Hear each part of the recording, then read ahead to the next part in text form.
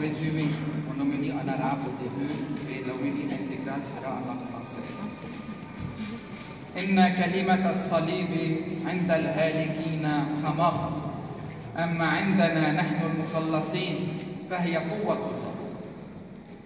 سعادة القائم بأعمال السفارة اللبنانية في فرنسا السيد غادي خوري، جميع المعاونين والعاملين في سفارتنا وقنصليتنا الحبيبة، سعادة سفير لبنان في منظمة اليونسكو العالمية في فرنسا الدكتور خليل كرم، جميع الهيئات السياسية والروحية والاجتماعية والإعلامية الموجودة الحاضرة معنا، إخوتي وأخواتي أحبائي في المسيح حاضرين من كل البلدان، من شرقنا الحبيب، خاصة كمان اللي حضروا من فرنسا ومن كل الأديان اللي بنجلها، سلام الله معكم دايما. إخوتي الأحبة، بهالعيد حلو نعرف شو معنى الصليب يلي هو محور حياة المسيحية كلها. في ناس كتير أوقات تفهم الصليب بطريقة مخلوطة جدا، أنا هيك بحب شيل هالغلط من تفكيرنا بمعنى الصليب ونعطيه المعنى الحقيقي يلي المسيح والرسل والشهداء أعطونا إياه. الصليب إخوتي منه المصيبة، مش معناتها إذا عنا واحد بالبيت مريض بنقول هيدا صليبي، أو إذا أنا مريض بمرض عضال مميت بقول هيدا صليبي. مش معقول، مش مظبوط هيدا الكلام. نحن صليبنا بيقول مربولوس إنه قوة الله، لأنه عم بيشوف الصليب مش بس اللي مات عليه يسوع. مربولوس وكل القديسين الآباء اللي عاشوا شافوا الصليب على ضوء قيامة الرب يسوع وانبعاثه من بين الأموات. ساعة بنشوف الصليب من هذا المنظار بيتغير كل تفكيرنا. إنه قوة الله، هيدا الأساس اللي بدنا نفكر فيه، بهالقوة اللي هي الصليب اللي بنبارك فيها. هيدي البركة القوة اللي بتعطي العجائب، هيدي البركة القوة اللي بتحول كل الأسرار بتحققها بحياتنا. القربان على المذبح ما بيصير قربان إلا بالصليب، نحن ما بنتعمد إلا بالصليب، نحن ما بنتجوز إلا بالصليب، نحن بس نموت ما بنقدر نحن نتحرر من هالجسد إلا بالصليب لنوصل على السماء. الصليب هو اللي بيعمل عجائب. مار شربل وكل القديسين الصليب أخذوه بإيدهم تعملوا بقوة العجائب بقلب العالم. بركة الصليب بركة قوية جدا. عشان هيك نحن إخوتي مش لازم إنه نحن ما نصلي بإيدنا على وجهنا بقوة، مش هيك بفوت أنا بشوفهم بفوتوا على الكنيسة بيصلوا هيك مدري كيف أو هيك مدري كيف. الصليب بده يكون باسم الآب اللي هو على راسي وبقلبي، براسي وكل قوته ومشيئته هي فيي، والابن على البطن اللي هو تجسد بحب ليخلصني، والروح القدس على الكتاف اللي هو بده يقويني ويقودني نحو الخلاص. هيدا الصليب، هيدي قوة. ثاني شيء بقول مربولوس إنه حكمة الله. رائع جدا التعبير، إنه قوة الله، إنه حكمة الله. الصليب ختم الإنجيل، ختم، هيدا لوجو الإنجيل الصليب. يعني إذا بدي أتأمل بالصليب ما بدي أتأمل بس بيسوع المصلوب والمعذب كذا، كثير منيح يسوع مات على الصليب موت الحي من بين الأموات. يسوع أكيد تعذب على الصليب وعذابه كان عذاب خلاص للبشرية. رائع جدا الفكرة، ولكن المسيح قام ورفع الصليب ليكون قوة خلاص وانتصار المسيحية بالحب والرحمة على كل الشر الموجود بالعالم. رائع جدا اخوتي، الصليب هو بكل الله. إذا بدي أتأمل بالصليب بدي أتأمل من وقت ما يسوع حطوه بالمزود، الصليب الأول ليسوع هو بالمزود. يسوع حمل صليبه كل يوم بحياته، مش بس بآخر أيام حياته حمل الصليب. كل يوم كان يسوع عم يحمل صليب حياته ليخلصنا. هيدا الصليب هو الإنجيل، هو حكمة الله. كل واحد منا بده يحمل الإنجيل. احمل صليبك واتبعني، يعني احمل الإنجيل على كتافك واتبعني، يعني سمر عيونك على الإنجيل بالتأمل اليومي. خلي الإنجيل إذا كنت مريض أو شو ما كان بيك، اسلوب مرضك على الإنجيل، هونيك بتلاقي الفرح بقلب الألم. تريسيا الطفل يسوع. هونيك بتلاقي الحب بقلب الحقد والبغض الموجود بالعالم. يا صليب الرب يا حبيب القلب تضاوي الاب يعطى الله الكبوشي. رائع جدا. يا صليب القلب يا حبيب الرب. رائع جدا. يا صليب الرب الاحلى يا حبيب القلب. نحن بنلاقي بالصليب القوه والانتصار بالحب والرحمه. هيدا سلاحنا. ما عندنا غير سلاح نجيبه. نحن ما عندنا سلاح بالحياه المسيحيه الا الصليب. صليب الحب والغفران، صليب الصلاه من اجل مضطهدينا. صلوا من اجل مضطهديكم، اغفر لهم يا ابتاه لانهم لا يدرون ماذا يفعلون. نحن بهالمنظار اضطهاداتنا كلها اللي عم نعيشها، يمكن ناس كثير ما بتقبل الكلام اللي عم بدي احكيه، مش انا اللي عم احكيه، يسوع اللي حكيه. نحن بدنا نغفر يلي عم يضطهدونا. نحن بقلب هالاضطهادات اللي عم نعيشها بشرقنا، نحن بدنا نفكر بايماننا، جدد قلبنا، شوف وين نحن، ما نخاف. الموت بالصليب هو عبور الى الحياه الابديه، هو باب الفرح تنتلاقى به. هيدا نحن الاضطهاد بهالنفسيه بنعيشها بهالايمان. بنصلي لكل اللي عم يضطهدوا بالاحرى المسيحيه وغيرهم من الاسلام والمسيحيه وغيرهم، كلهم عم يضطهدوا. لازم انه نصلي لهم تيضل ايمانهم قوي بالحب والرحمه. ونصلي لكل الاشخاص اللي قلبهم عم يضطهدوا العالم. هيدا القلب اللي عم يضطهد العالم، القلب القاسي اللي بيذبح بدون رحمه. بدنا نصلي لهم، ما تسبوا لهم، صلوا لهم. تكرمال قلبهم يكون قلب هيك يرجع للرب، يلين، يرجع يمجد الرب. مش ضروري يصيروا مسيحيه، مش مهم، مهم قلبهم يلين ويصير قلبهم كله رحمه. رحم بسم الله الرحمن الرحيم، هالكلمه الرائعه، هي اروع صلاه عند المسلمين وعندنا نحن المسيحيين بنردد كلمه مليون مره الرحمن والرحيم. الرحمن الرحيم، الله اللي بيرحم، اللي بيرحم اللي مش لازم يرحم. الله ما بيرحم الانسان مش بحاجه لرحمه. الله ما بيرحم انسان قديس، ما هو قديس. الله بيرحم انسان خاطئ، انسان كافر. صلوا اخوتي حب الله يخلي قلوب الناس.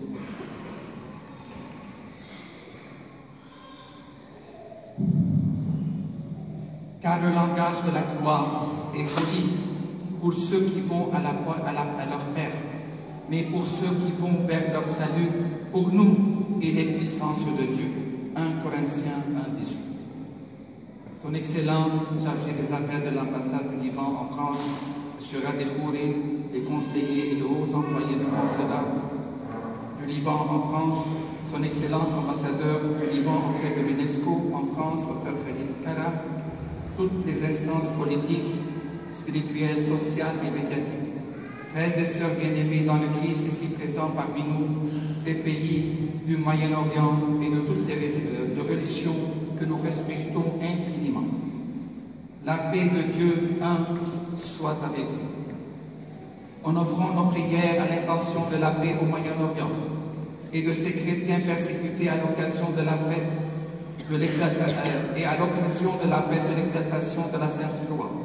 Ma méditation portera sur deux points cruciaux. Le premier est la signification de la croix glorieuse de notre Seigneur Jésus-Christ. Et le second est une réflexion personnelle sur la problématique fondamentale de la persécution des chrétiens au Moyen-Orient. Les deux points sont liés fortement. Quelle est la signification de la croix glorieuse chez nous chrétiens fidèles? La croix est la puissance de Dieu. Pour les ignorants, la croix est un instrument de mort, un simple moyen pour exécuter les criminels. Mais pour nous, elle est la puissance de Dieu.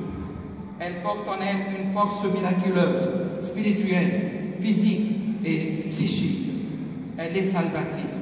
La bénédiction de la Sainte Croix par la Sainte Croix accomplit tous les effets spirituels des sacrements de l'Église. Elle expulse les démons, guérit la souffrance, élève la personne humaine au-dessus de la fatalité de la mort et de la maladie et au-dessus de toute la vanité des envies terrestres qui causent la détresse de la réalité humaine. Une chose est exigée, C'est la foi en la puissance de la Sainte Croix de Jésus-Christ et en sa force vivificatrice à la lumière de la résurrection. C'est sur la croix glorieuse et à travers elle que Dieu le Père a glorifié notre Seigneur et le glorifiera jusqu'à l'éternité. La signification de la Sainte Croix nous amène à la sagesse divine. Quand nous méditons la Sainte Croix, nous voyons en elle toute l'histoire salvifique de Jésus, homme et Dieu incarné dans l'étable de Bethléem jusqu'à sa mort sur la croix et sa résurrection. C'est une histoire d'amour divin et de miséricorde sans fin. Cette sagesse sauve l'humanité de sa corruption et de sa déviation, élève l'homme de sa faiblesse terrestre et le divinise afin qu'il soit apte à entrer dans le royaume de Dieu où il gagnera la joie éternelle. Donc la Sainte Croix est un pont, un passage vers le port de la vie éternelle, comme nous chantons dans les psaumes de lecture en langue syriaque durant cette grande fête. Jésus nous dit, et moi, quand j'aurai été élevé de terre, j'attirerai à moi tous les hommes.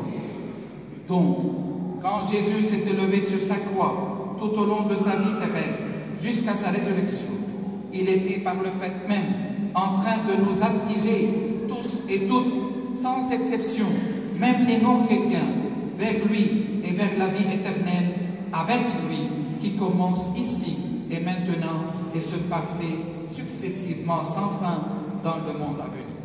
Quelle puissance mystérieuse et miraculeuse de la Sainte Croix de Jésus.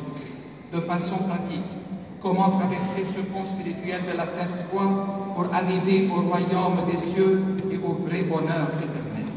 En premier, nous devons crucifier notre être sur cette croix glorieuse, non pas en crucifiant nos corps sur une vraie croix en bois. Le Christ a vécu une seule fois pour notre salut.